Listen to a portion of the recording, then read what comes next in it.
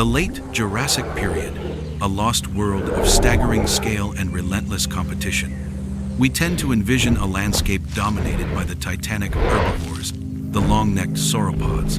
But life here was a precarious balance. To survive, a predator had to be more than just a hunter.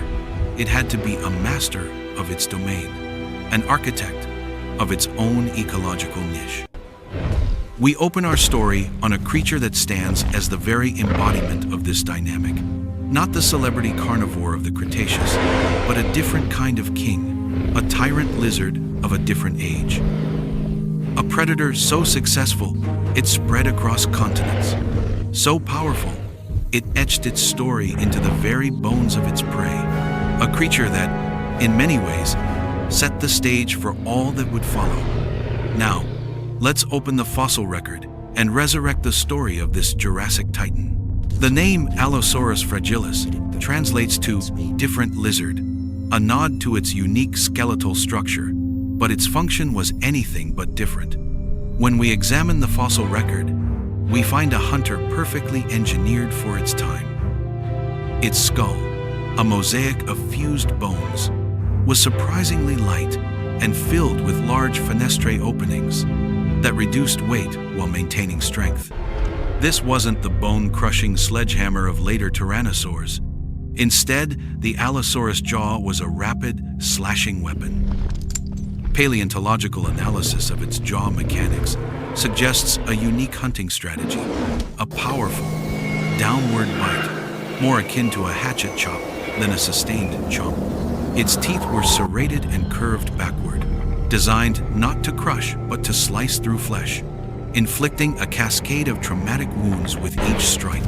The skeletal evidence tells us that Allosaurus possessed powerful hind legs, indicating it was a swift, agile runner, capable of short bursts of speed to close with its quarry. But its most striking feature was its forelimbs. Unlike the diminutive arms of its Cretaceous successor, the arms of Allosaurus were long, muscular, and tipped with 3 large, sickle-shaped claws. These were not just vestigial limbs. They were active tools, used to grapple with struggling prey, to rake and tear, and to stabilize a kill during the fatal strike. This blend of agility, a slashing jaw, and formidable grasping claws created a predator built to engage with the sheer bulk of its herbivorous contemporaries. It was a strategy born from necessity, a response to a world populated by armored Stegosaurus and the colossal Apatosaurus. This is where we begin to understand the true nature of Allosaurus, not merely as a powerful hunter, but as a specialist. We see this specialization not only in its anatomy, but in the sheer abundance of its remains. The Cleveland Lloyd Dinosaur Quarry in Utah is a testament to its dominance, an unparalleled fossil graveyard containing the remains of dozens of Allosaurus individuals, tangled with the bones of their prey.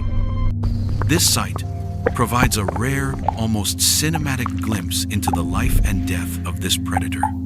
The leading theory suggests it was a predator trap or a dinosaur sink where countless animals became mired in a muddy bog or tar pit, attracting more predators and victims in a grim cycle.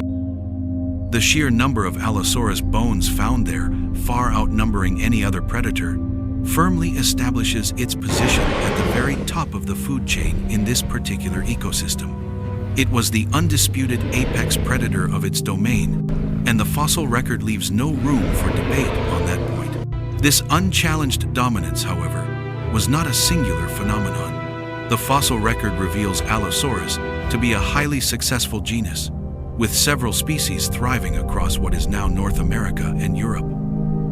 This geographic spread points to a highly adaptable predator, one that could effectively navigate different environments and food sources. Its true power lay not just in its individual strength, but in its role as an ecological anchor. The late Jurassic ecosystem, particularly the Morrison Formation of North America, was a world built around its presence. We can reconstruct this world through the lens of paleoecology. The landscape was a vast, semi-arid plain cut by seasonal rivers and punctuated by conifer forests.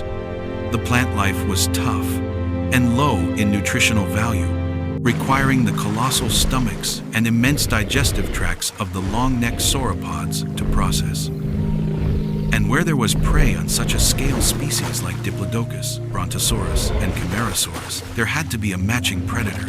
Allosaurus filled this role perfectly. Its hatchet-like bite was not designed for bone crushing, but rather to cause rapid blood loss and shock in animals too large to take down with a single, decisive bite. It was a strategy of attrition, a methodical approach to tackling prey that could weigh tens of tons. This brings us to a critical piece of the behavioral puzzle. How did Allosaurus hunt such colossal prey? The traditional view, often shaped by popular culture, is of a solitary, snarling carnivore.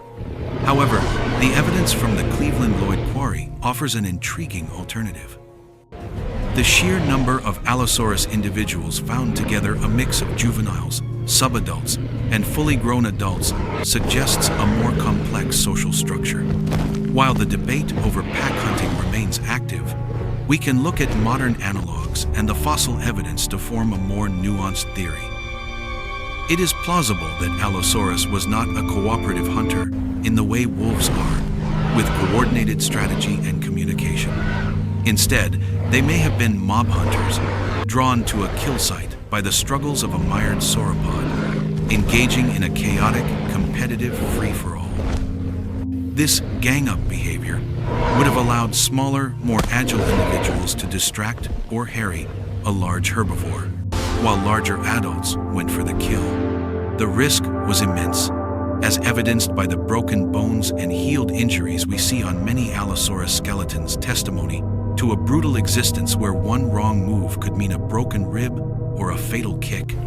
This is where the narrative shifts from simply being about a killer to being about a keystone species. A keystone species is an organism that has a disproportionately large effect on its environment relative to its abundance. By preying on the giant sauropods, Allosaurus would have kept their populations in check, preventing them from over-consuming the available plant life and thereby maintaining the structure of the entire ecosystem. It was the driving force behind the life and death of the Jurassic world. When we analyze the puncture wounds and scrape marks on the fossilized bones of a Stegosaurus, for example, we are not just seeing the final moments of an ancient creature.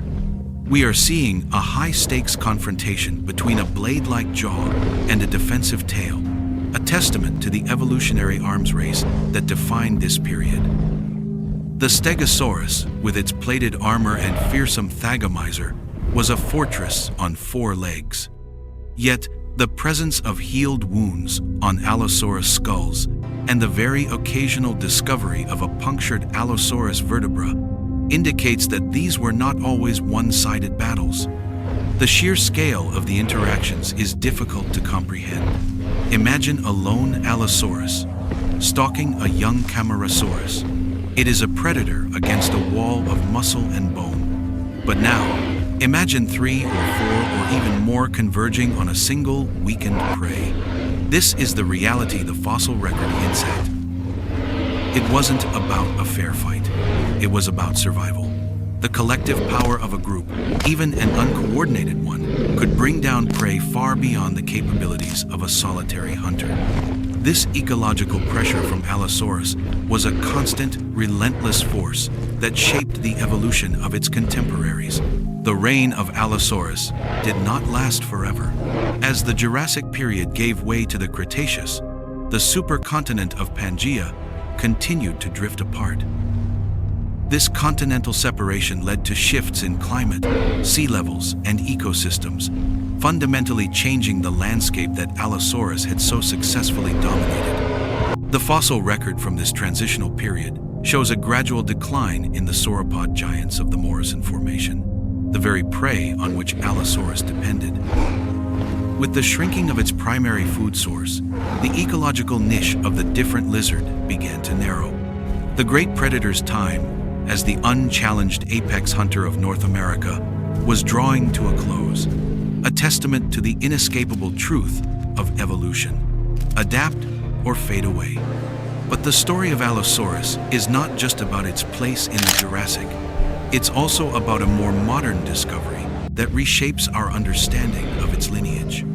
For decades, Allosaurus was considered the definitive king of its domain, but new fossil finds and reanalysis of existing ones challenge this very premise. The discovery of a new species, Allosaurus jimmidseni, has provided unprecedented insight into its anatomy. It reveals a more slender, earlier form of the genus, a streamlined predator that may have been even more agile than its famous cousin. This discovery, along with other large theropods like Torvosaurus, suggests that the Jurassic was not a kingdom with a single, unchallenged monarch. Instead, it was a highly competitive court of powerful predators, each with a slightly different ecological specialization. Torvosaurus, for example, a contemporary of Allosaurus, was a heavier, more powerfully built predator with a more robust skull.